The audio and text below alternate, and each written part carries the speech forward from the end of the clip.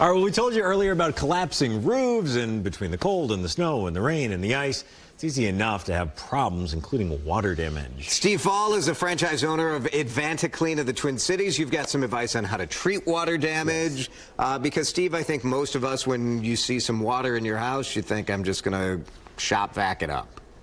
Yeah, that's what a lot of people do. And how's that end up?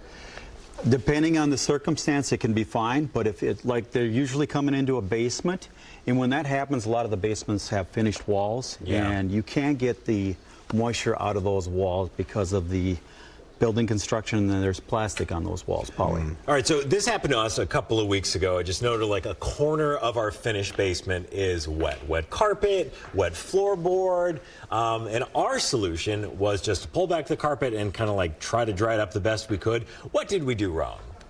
Well, if you have a pad on that carpeting, you probably should pull the pad out, for one. You can pull the carpeting back, and the biggest problem I see is people don't get it dry enough.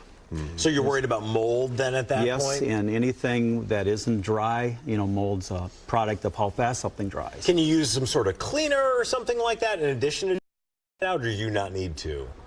If it's clean water, but this is not clean water we're talking about. Right. So you'd want to use some kind of disinfectant either way, and there's some natural ones you can use like vinegar, baking soda, or even dish soap and water to help. So a lot of times I think we maybe don't know if, say, you know, the wallboard is wet or not. Do you have tools that you use to try to sort it out? Or? Yes, and what we do a lot of times is we'll use meters that measure moisture, not only in the air, but also they have attachments that have pins on them so we can measure the materials in the wall. And with that... So it's like you're taking a sample there. Yes, you're getting a moisture reading, and you know, what is normal moisture content and what's above. So anything above normal moisture content, 16%, is probably going to grow mold in it. So we want to get that dry. Is that the #1 concern, the mold?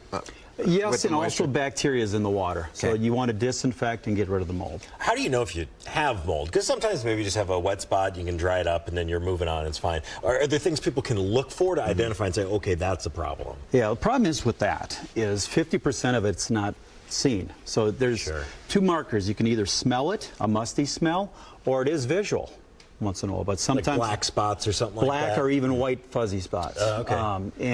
But you can't see inside those walls we mentioned earlier, and that gets to be the problem. Your #1 do-it-yourself tips for people if they do have some wetness in their house?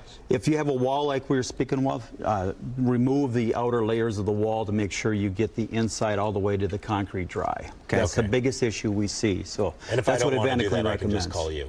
Absolutely. Not taking my wall apart. Walls are not being disassembled in my house either. Very good. Steve, thank you so much. You're welcome.